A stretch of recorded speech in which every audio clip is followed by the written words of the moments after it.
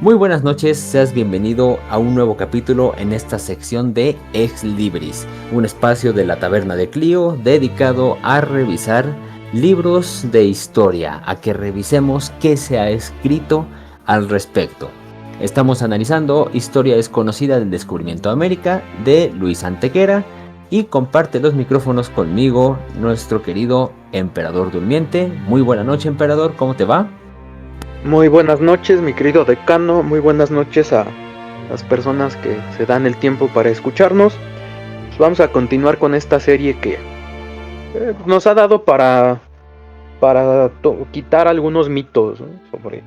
sobre esto y lo que falta, ¿no? Sobre esto que llamamos la conquista o descubrimiento y conquista, ¿no?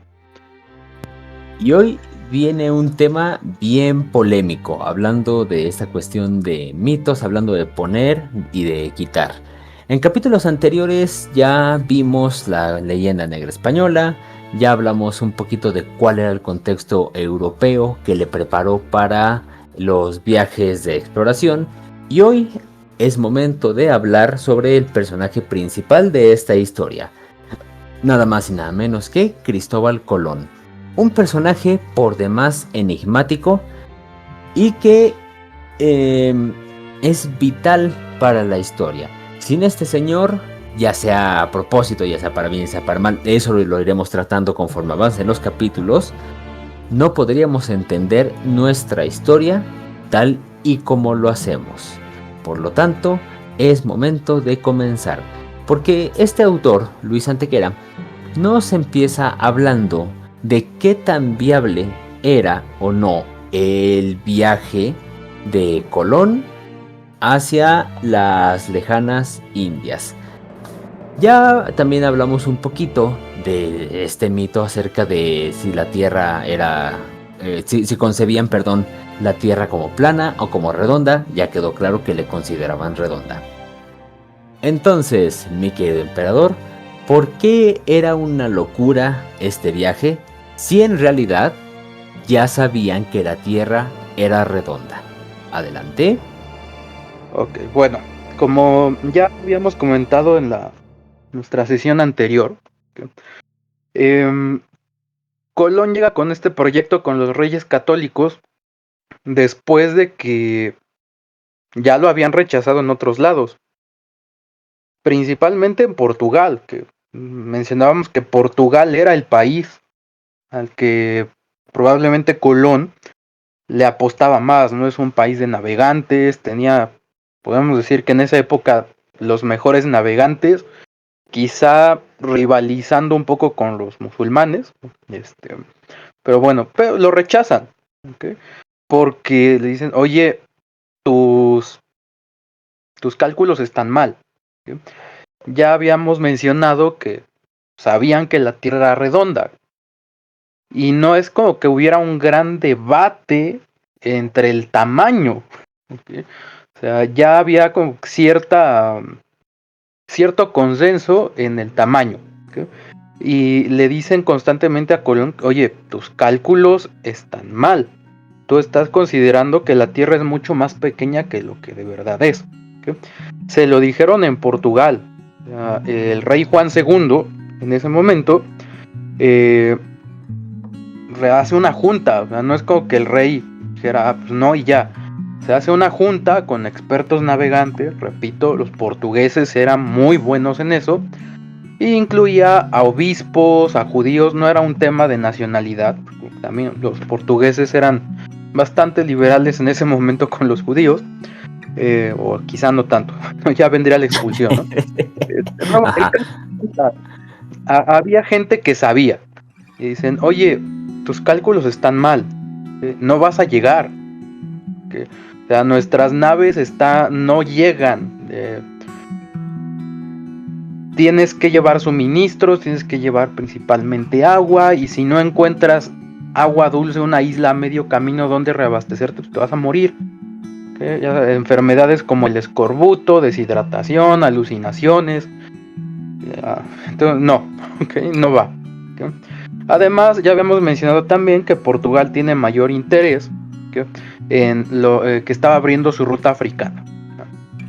Después llega España, okay, que recordemos que primero le dicen que no porque los reyes católicos están ocupados con la conquista de Granada.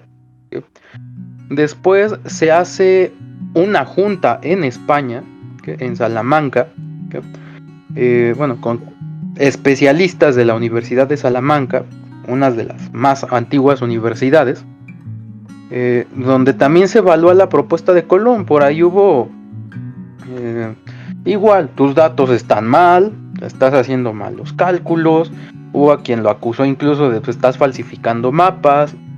Ya habrá oportunidad de hablar de este famoso ¿te acuerdas que en la universidad teníamos un profesor que hablaba mucho de este marinero anónimo? Ajá, el famoso marinero anónimo que según es el que le revela casi de forma dramática ahí con su último aliento, hay unas tierras al otro lado del mar. Ajá. Entonces, pues van a tacharlo de loco, esto está complicado. Incluso aunque el tipo llegara a tener razón, otra vez el tema técnico, o sea, las naves. Recordemos que la navegación en Europa en ese momento está basada en la navegación por el Mediterráneo. Es un tipo de nave muy específico, galeras, carracas y demás, que son naves no diseñadas para alta mar, cascos diseñados para el Mediterráneo. Y en el océano, bueno, en el Atlántico en este caso, se acostumbra a la navegación, llamémoslo por un momento de cabotaje, ¿no? No te alejas de la costa. ¿Okay? Entonces ya meterte a mar abierto es considerar corrientes, que en este caso pues, se supone que no las conocen, vientos y demás, tormentas. Ya hoy sabemos que los vikingos sí se la rifaron y cruzaron, ¿okay? Pero tenían justo otro tipo de barcos. ¿Okay? Así que incluso los viajes de Colón van a requerir eso, ¿no? O en su momento van a abrir la puerta para un desarrollo técnico en las embarcaciones, ¿no? Entonces parece que todo está en contra. Científicamente, en ese momento, que sí había ciencia, que no la precisa de hoy, pero había ciencia, decía que no. O sea, esto no va, carnal. O sea, entonces, pensemos que las expediciones portuguesas, igual por poner un ejemplo, y con eso cierro este punto, solían ser de flotas bastante numerosas. Hablamos de quizá 10 barcos. Okay. Y en este caso se van a mandar 3, y ya platicamos anteriormente que los barcos prácticamente la corona lo saca de donde puede, ¿no? O sea, ni siquiera son de ellos. Entonces están arriesgando 3 barquitos, que ni siquiera es como que le tuvieran toda la fe del mundo. Sí le invirtieron dinero, ¿sí? Pero para las expediciones de la época es una inversión Mínima. grande. No quiero decir mínima porque pudieron haber mandado uno. Probablemente a Colón le hubiera gustado llevarse 5 o 6 naves, le dan 3, que era lo que había disponible, ¿no? Y de hecho es algo que menciona este autor. Es provocativo con sus palabras porque dice, era para empezar un mal geógrafo, un pésimo geógrafo. No tenía ni idea ni de la forma de la Tierra ni de sus dimensiones. No era un gran marino. Sí, él menciona todo esto. Y si el viaje de ida fue accidentado, el viaje de regreso peor tantito. Porque menciona incluso, y es algo que también tenemos que recordar, que sus famosas 3 carabelas con las que todo niño de primaria que se respete desfiló en 12 de octubre, la niña la pinta la Santa María, se le hundió una, la Santa María. Sí, aparte de que era todo un reto este viaje, tampoco era el as, como muchas veces nos lo hacen ver en la historia, digamos, que nos cuentan en los libros. O en esta parte, hablando también de estas clases de la universidad, donde no sé si recuerdes, pero que nos lo pintaban también como un apasionado del mar, que siempre supo lo que hacía, muy meticuloso. Em, bueno, estas cuestiones dicen lo contrario. Habría que hacer el balance para llegar a una conclusión. Ojo, el punto de nuestro profesor era que no cualquiera se podía aventar a un viaje así. Él lo decía desde el punto de otro mito, de que muchas veces ha dicho, a este viaje mandaron a puro, casi casi prófugo de la justicia, a puro, a pura basura humana. Y su punto era, pues no, porque había que saber manejar un barco. Un barquito no se maneja en automático. Tienes que mandar gente que sí sabe lo que hace. Pero en ese aspecto, el autor comienza a rescatar a otros personajes de los que ya tendremos oportunidad de hablar, empezando por los Pinzón, que sabemos por ahí que son importantes en esta navegación. Sabemos incluso que Colón llevaba 2 mediciones de cuánto habían avanzado, ¿no? Sí, bueno, ahí tenemos que establecer cierto matiz, ¿no? Porque, pues por los cálculos que hace Colón, y podría parecer que el tipo no las tenía todas consigo, ¿no? Parece que está aceptado que el tipo sí sabía navegar. O sea, Sí. sí tenía experiencia como navegante, no sé o no tengo muy claro qué tanto como comandante, que esa es otra. Es otra cosa, sí. Sabemos que en el viaje hubo intentos de motines y tuvo que resolver, o sea que algo falló en la disciplina de la nave, así que eso me hace dudar un poco de su capacidad como comandante, pero el tipo tenía experiencia en el mar. Ahora, en cuanto a la técnica, pues sobre todo que no metieron presos, que como mucha gente dice, ¿no? Es que sacaron gente de la cárcel y lo subieron al barco. No, manejar, subirte a las jarcias, al nido del cuervo, sin escaleras, todo es por las cuerditas, llevar anclas, bajar anclas, todo lo que implica un barco de vela requiere tiempo de experiencia, ¿no? Llevarás a los grumetes, ¿no? A los chavitos que apenas son aprendices, pero la mayoría de tu tripulación tiene que saber lo que está haciendo, si no, y quienes se hayan subido a un barco de vela o nos lleguen a escuchar saben que si no sabes, no sacas ese barco, o sea, no lo vas a hacer moverse como tú quieres. Sí. Entonces, no podían subir a la chusma, digamos, a ese barquito. Exacto. Bueno, y bueno, ya establecido esta cuestión de la viabilidad, vamos con el siguiente tema, ¿de acuerdo? Que es algo bien interesante. Ya lo discutimos hace un año aquí en la taberna de Clio con la parte, con el especial, perdón, de Cristóbal Colón. Y es que ha habido unos descubrimientos muy interesantes. Para empezar, ¿de dónde viene esto? Para ser uno de los personajes más famosos de toda la historia y más importantes, repito, para bien, para mal, voluntario, involuntariamente, eso ya lo iremos viendo aquí. En realidad sabemos muy poquito acerca de sus orígenes. Dónde nació, qué lengua hablaba, dónde está su cuerpo, qué ascendencia tenía. Todo eso es algo que se discute en este capítulo del libro. Pero hace un año el emperador nos trajo unos descubrimientos muy interesantes que se había hecho en un documental. ¿Nos puedes recordar cómo había estado esto, por favor? Bueno, a grandes rasgos, se hizo un estudio de ADN a los supuestos restos de Cristóbal Colón, ¿sí? Que, ojo, tan detalle, hay una disputa sobre si está en Santo Domingo, o bueno, lo que hoy es lo que fue Santos, en ese momento, y Sevilla, que ahorita tú nos recuerdas un poco cómo estuvo ese rollo de que se separa cuando lo trasladan y demás, ¿no? Claro. Entonces, hay 2 tumbas de Cristóbal Colón, ¿okay?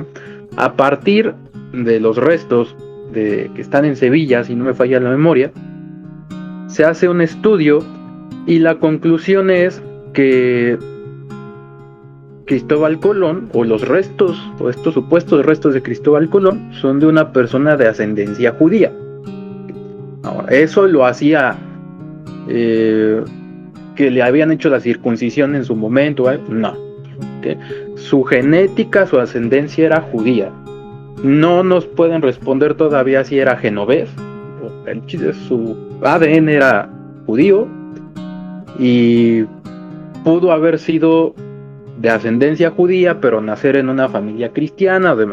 Así que meternos en esta polémica de que si era judío y por eso se escondió y cosas así, pues no vamos a llegar a ningún lado. Porque lo único que nos dijo este estudio fue: el tipo que está enterrado en Sevilla era de ascendencia judía. Y se acabó. No podemos sacar más, cualquier otra cosa es inferencia, ¿no? Y no podemos asegurarlo. ¿Sí? ¿Tiene sentido? Sí, había muchísimos judíos en Europa que aún no los corrían de todos lados, otra vez. Había judíos conversos, había familias cristianas de ascendencia judía. Italia, son comerciantes muchos, Italia era el foco del comercio en ese momento, entonces todo cuadra, ¿no? O sea, no nos revela todos los misterios, pero nos da para pensar aún más. Bien. Ahora, ¿cuál es el detalle con su cuerpo? ¿Por qué estamos hablando así de unos restos que están por ahí? Bueno, Colón muere en mayo de 1506. Bien, vale. Se le dio santo sepulcro en el convento de San Francisco. Pero a ver, aquí vámonos paso a pasito porque está medio. Ajá. Se traslada a la Capilla Santana del Monasterio de la Cartuja en Sevilla. ¿De acuerdo? Estamos en Sevilla, 1509. Luego, por deseos de su hijo, Diego Colón, se les muda a Santo Domingo. ¿De acuerdo? Ahora estamos al otro lado del mundo, 1542. De ahí, los franceses hacen su pequeña fiestecita y en 1795 se llevan los restos a la Catedral de La Habana. Ahora estamos en Cuba. Luego, 1898, recordemos que Cuba tiene sus problemas con Estados Unidos. Bueno, no, más bien España tiene sus problemas con Estados Unidos por Cuba y les trasladan al puerto de Cádiz. Ajá. Se supone que de ahí viajan a la Catedral de Sevilla, donde deberían de estar descansando para siempre. O sea, falleció en España, estuvieron ahí un ratito, pero la mayor parte del tiempo estuvieron en las islas del Caribe, pasando de Santo Domingo hacia Cuba y de ahí las regresan hacia Sevilla. Les digo que esto es un relajo. Pero, entonces, ustedes dirán, ¿y cuál es el problema? Si ahí está la historia. Aquí lo dice tal cual el autor, que en 1877 en la Catedral de Santo Domingo apareció una caja que dice: ilustre y estimado varón don Cristóbal Colón. Y entonces, ¿qué onda, no? ¿Por qué de pronto, si se supone que ya los habían trasladado, aparece esta caja que él mismo dice en circunstancias misteriosas? ¿Ah? Ahora, eso se quedó ahí en Santo Domingo.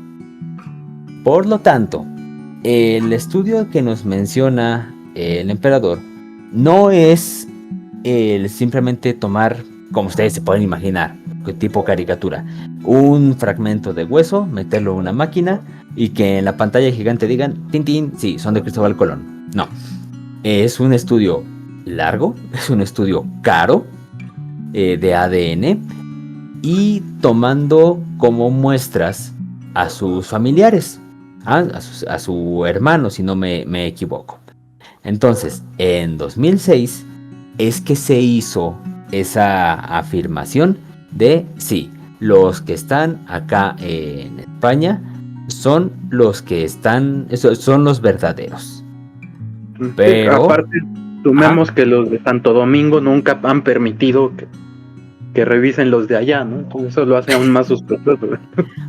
de hecho, exactamente, porque pues, habría que hacer la prueba, ¿no? Habría que hacer la comparación a ver qué sale. Pero esa es la historia del cuerpo de Cristóbal Colón. Ahora, Sí, ahora ah, podremos pensar un poco quizá en las costumbres de españoles en esa época.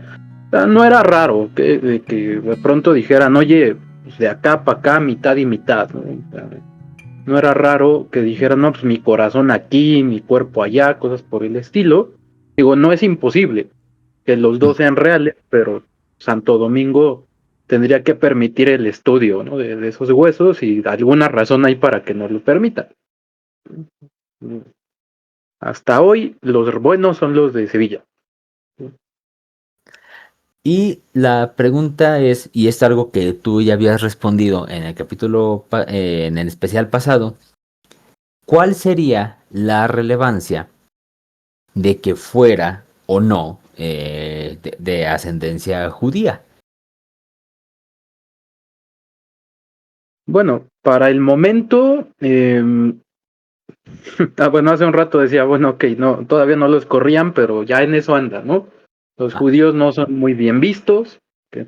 Recordemos que en España se llegaba a hablar de cristianos viejos o cristianos nuevos, conversos, conversos no en el buen sentido, sino que era una especie de insulto en algunos casos.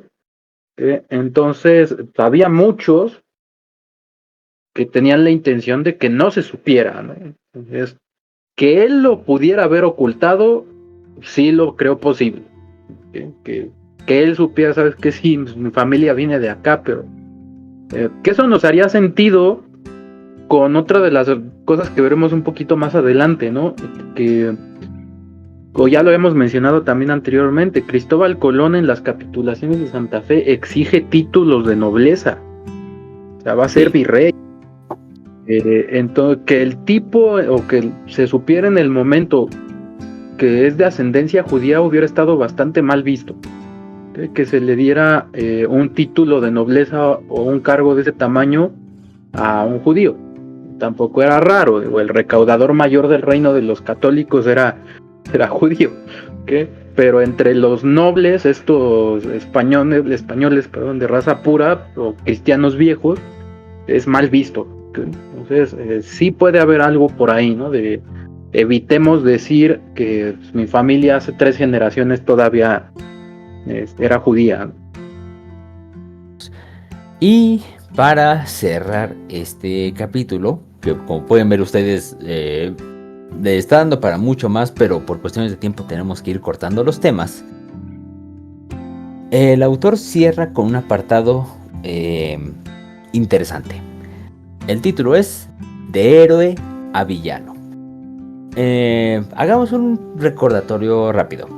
No sé ustedes, pero a mí en la primaria, allá en los lejanos 90s, antes de que me dolieran las rodillas y tuviera deudas, me enseñaron que Colón había sido un gran descubridor, había sido, bueno, ya con el tema de descubridor ya tenemos para agarrarnos del chongo, pero esa es otra cosa.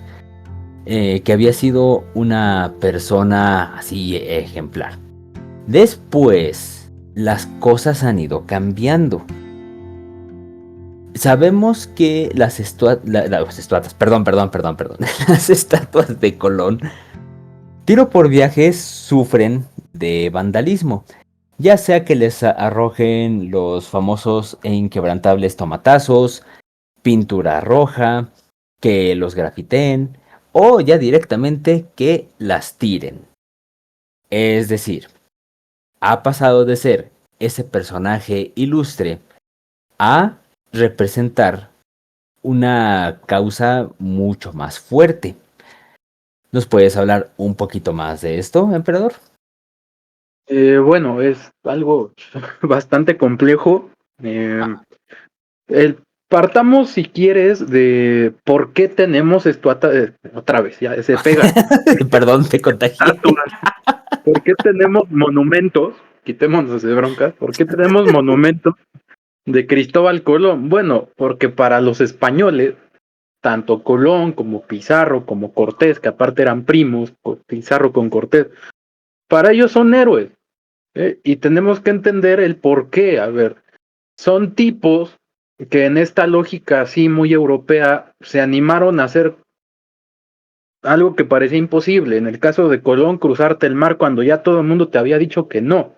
Tuvo suerte, sí, se encontró un continente sin querer, pero se animó a hacerlo. Cuando otros lo hubieran echado para atrás, entienden que Cortés y Pizarro son hombres que se hicieron a sí mismos, que en España eran prácticamente nadie, y terminan por conquistar un imperio a nombre de España. Para ellos son héroes, son figuras grandes. Dominaron el continente americano durante 300 años, por supuesto que iban a poner estatuas de Cristóbal Colón. Por eso están ahí y durante mucho tiempo fueron significativos. A nosotros todavía nos tocó festejar el Día de la Raza, el 12 de octubre. Yo recuerdo vagamente que incluso en algunos momentos era día de no ir a la escuela. Y yo también recuerdo. De octubre. Después se dejó de festejar, aunque por un momento era como un día muy X, ¿no? Hubo un momento que a nadie le importaba. Y de pronto han surgido diferentes movimientos culturales y sociales, ¿no? Que terminan por chocar. Por un lado, estos neonacionalismos que están surgiendo en todo el mundo, no solo en América, en Europa también, no el que es tema para otro lado, pero que los alemanes estén rearmando no es buena noticia para nadie. No, eso es otro tema. De nuestro lado, quizá les suene conocido este término de colonización, que tiene su fundamento, ¿okay? Habrá oportunidad en otro momento de verlo más a fondo, pero la mayoría de la gente lo está entendiendo como algo, ser antieuropeo. Todo lo que venga de Europa es malo. ¿Okay? Entonces, en esta lógica, todo lo que tenga que ver con España, con conquista, con europeos, ni siquiera es todo solo España, también franceses, vienen metidos en el paquete, está mal y hay que deshacérnoslos para recuperar nuestra cultura original, si es que algo así existe, eso te lleva a otro tipo de problemas, ¿no?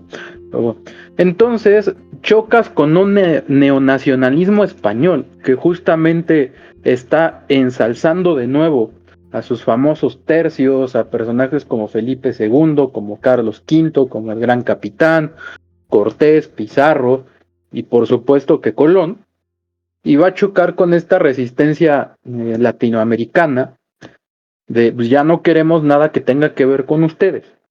¿Sí? Súmenle las acusaciones de genocidio, que ahorita hablamos de Colón genocida, ¿sí? Y súmenselo a esta eterna intención de nuestro vecino del norte, aficionado a tirar bombas, de a mí me conviene que Latinoamérica se pelee con Europa porque eso me deja las puertas abiertas a mí, ¿sí? Al tío Sam. ¿Sí? Sí, Estados Unidos. ¿Okay? Entonces son muchas cosas, son muchos factores que han llevado a que Cristóbal Colón sea uno más de los grandes villanos, ¿no? de esto que llamamos descubrimiento y conquista. ¿Sí? Si gustas, podemos cerrar platicando un poco de por qué se le acusa, ¿no? de genocida a Cristóbal Colón. Vientos, vientos. A ver, aquí primero vamos a hacer la aclaración de qué es lo que dice al respecto este señor Luis Antequera, porque todo lo que nos has dicho es cierto y de hecho hay que hacer ahí un apunte con lo del 12 de octubre. Si no me equivoco, las Olimpiadas del 68 son incluso en 12 de octubre, de hecho por eso pasó lo de Tlatelolco también. O sea, era un día importante y actualmente ha cambiado mucho eso. Muestra, damas y caballeros, queridos radioescuchas, de que las cosas cambian. Todo cambia. Ahora, de lo que se agarra este autor es una vez más de la leyenda negra española que ya discutimos muy por arriba en el primer capítulo de esta serie de Ex Libris. Se empieza a hablar aquí en este libro de que las cosas han cambiado y que se le considera el genocida, gracias a que Estados Unidos, y en especial los descendientes, esta parte del Mayflower y demás, quieren limpiar su moral de todo lo que pasó. Él hace la comparación, una vez más con estadísticas, de que muy buena parte de la población en México pues es mestiza. Y es, según los datos que él pone aquí en este libro, tenemos que verificarlo, es el 10% de población indígena pura. Mientras que en Estados Unidos los indígenas puros alcanzan el 1% de población total y el porcentaje de mestizos pues es muy poco. Él agarra de esto para hablar de cómo es que los colonizadores comenzaron a hacer uno de los exterminios más grandes de toda la historia. Perdón. Perdón. Entonces, él dice, cito, mientras los estadounidenses tengan en sus manos los medios internacionales de comunicación y la fabulosa industria del cine, y mientras políticos e historiadores españoles acomplejados y con cada vez más escasa formación no asuman la defensa que les compete a la historia de España por una cuestión no solo patriótica, sino también de respeto a la historia, no veremos sino llevar a cabo atentados como que... y empieza a citar la cuestión de las estatuas. En otras palabras, él dice, esta cuestión del genocidio viene gracias a la difusión histórica de Estados Unidos. Eso está fuerte, ¿verdad? Que Ahora, con lo que mencionaba hace rato no está tan errado, ¿no? O sea, por supuesto que la forma de contar la historia de los anglosajones pesa bastante, ¿no? exactamente, ya se fue la moto, ya. Perdón, damas y caballeros, estoy grabando junto a una ventana y el señor de la moto dice que todos quieren que conozcan el escape doble que tiene. Bueno, sí, no está tan lejano. Ahora, ¿por qué se le ha considerado genocida a Cristóbal Colón? Ahí es un debate fuerte, porque un argumento sería, pues él no hizo nada. Vale, vamos a pensar eso. Pero otros pueden decir, pero abrió la puerta a que todos los demás hicieran algo. O bien, él en efecto no hizo nada para que los demás se dieran gusto. ¿Cómo la ves ahí con todo lo que he mencionado, emperador? Pues, como lo pone, bueno, siguiendo un poco la línea del autor, que lo que quiere es justamente lavar un poquito la cara de Cristóbal Colón, pues dirá, oye, pues, Colón hizo su chamba y ya, ¿no? Los que vinieron después quizás son a los que puedes cuestionar, recordemos que él va como virrey y almirante, o sea, él es la máxima autoridad en las islas que él encuentra, ¿no? Y otros territorios que encontrara después. Sí. Entonces, si vio que otros hacían y él tampoco hizo por evitarlo, recordemos que él trae instrucciones de la misma reina Isabel, de que todos los que encuentre son sus súbditos y como tal deben ser tratados. No digo que en el siglo XVI vivieran de lo mejor los súbditos, pero se les consideraba humanos. Entonces sí, así muy por encima como autoridad, pues todo lo que pasara termina siendo por su responsabilidad, ¿no? Ya después podemos ver de qué se le acusó, incluso ahí están los nombres de quienes lo acusaron, ¿no? Parece que no los menciona el autor, pero hay personajes importantes de la época que lo denuncian. ¿Okay? Ahora, ¿de qué lo acusan? De cosas bastante graves, ¿no? de masacres, por eso digamos, genocidas, se habla de una cultura entera que desaparece por completo por su culpa o bajo su administración, de cortar manos, de cortar orejas, de azotar gente, de esclavizar indígenas. Por ahí no tengo el dato confirmado, pero tendría que buscar. En esta serie de Isabel, que fue muy popular en España, incluso se le acusa de vender a los indígenas como esclavos en Europa, ¿no? Que salió mal al parecer porque se morían con el clima. Entonces, el tipo, pues no hace algo diferente a lo que hubieran hecho o hicieron los británicos, los franceses en otros lugares. ¿Sí? Tiene un objetivo, me voy a volver rico con esto que me encontré, y si va a costar algunas vidas y estos ni bautizados están, pues qué más, ¿no? Ahora, y no por defender al señor, porque yo creo que sí algo hubo y mucho de eso. También recordemos que el tipo no era muy bien querido por muchos en la corte. Entonces había mucha gente interesada en que el flamante virrey y almirante eh, pues no llegara a buen puerto, ¿no? Entonces probablemente estas cosas, que seguro no las hizo solo, o sea, debió haber otros españoles implicados, las hubieran hecho también ellos.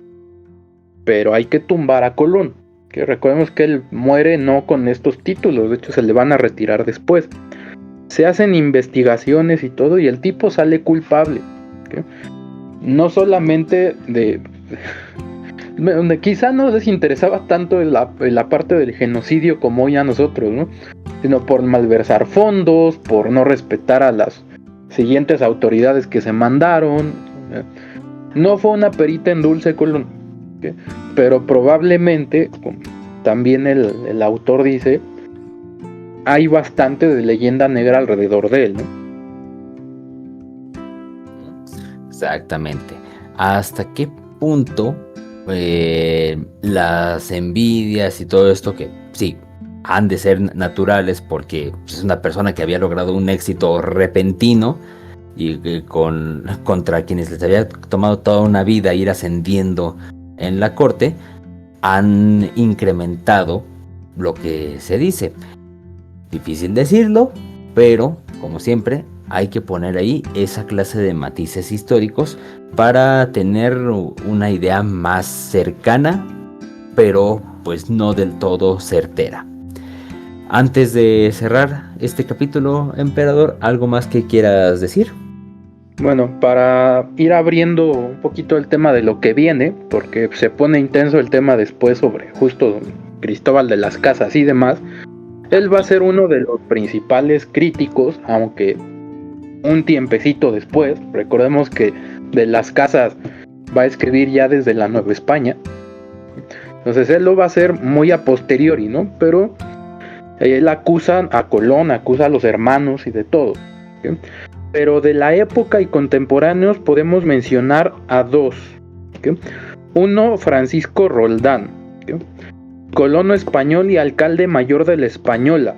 ¿Sí? Así que, ok, Colón es virrey, se le empiezan a mandar funcionarios. Y Colón se siente como todopoderoso y de lo que lo acusa, ojo que aquí esto es de 1498 y aún no aparece el tema del maltrato a los indígenas. Repito, en ese momento probablemente no les interesa. Se le acusa de mala gestión, tiranía y favoritismo, por supuesto a sus hermanos. ¿Okay? Y él va a denunciar y se rebela, ¿okay? contra Colón como gobernador. Y el otro, y más importante aún, después de estas denuncias, Francisco de Bobadilla, en el año 1500. O sea, ya pasaron 8 años. O sea, Colón tuvo varios añitos en que el tipo era todopoderoso. ¿Okay? Y él ya viene como investigador, y lo arresta y se lo lleva. Bueno, lo mandan a España, encadenado. ¿Okay? Y la acusación aquí fue por mal gobierno, tiranía, abuso de poder y crueldad. ¿Okay? Ojo, no dice si contra los indígenas, solo dice crueldad. ¿Okay? Ahora, Francisco de Bobadilla, por supuesto, ya pertenece a ese grupo que nunca quiso a Colón. ¿Okay? Entonces, habría que poner un poquito en duda o investigar más a fondo esa parte, ¿no? Bien, entonces, Y con eso, finalmente, me estoy acordando, porque también lo mencionan en la serie de esta de Isabel, Francisco de Boyle, que esto en el segundo viaje, no, Bernardo de Boyle, en el segundo viaje él ya va como en su papel de evangelizador, recuerden, es el otro gran objetivo de la reina Isabel, evangelizar, y él se regresa. Él tiene roces con un Colón, probablemente ebrio de poder, ¿okay? Y se regresa y lo acusa también, ¿okay? Por sus métodos, y él sí por el trato hacia los indígenas, ¿okay? Entonces, para cerrar, y como siempre en la historia, no podemos decirte un extremo u otro, ¿okay? Hay acusaciones fundamentadas contra Colón, y también hay seguramente influencia política que lo quería ver caer, ¿no? Exactamente, y eso lo vamos a ir viendo en siguientes capítulos. En la siguiente entrega vamos a ver ya tal cual el descubrimiento de América. ¿Qué tanto hay al respecto? Y sí, nos vamos a meter en los viajes, vamos a ver cómo es que Colón y los hermanos Pinzón están ahí metidos, cómo es que se va abriendo paso a través del Caribe sin que él sepa que es el Caribe, obviamente, y sobre todo lo que le pasó de regreso. Pero lo más importante, y este es un tema que da para mucho, damas y caballeros, el Tratado de Tordesillas. Pero será en la siguiente entrega. Mientras tanto, emperador, como siempre, un enorme placer compartir micrófonos contigo esta noche. Igualmente, mi querido decano, gracias a los que se dieron de nuevo el tiempo de escucharnos. Lo hacemos con mucho gusto, ¿okay? Esperemos que nos sigan acompañando, suscríbanse, que siempre van a tener aquí un poquito de historia para amenizar las noches. Y recuerden que el debate es lo más importante. Déjenos sus opiniones en los comentarios. Mientras tanto, la taberna cierra por el día de hoy. Hora de lavar los tarros. Hasta la próxima. Bye bye.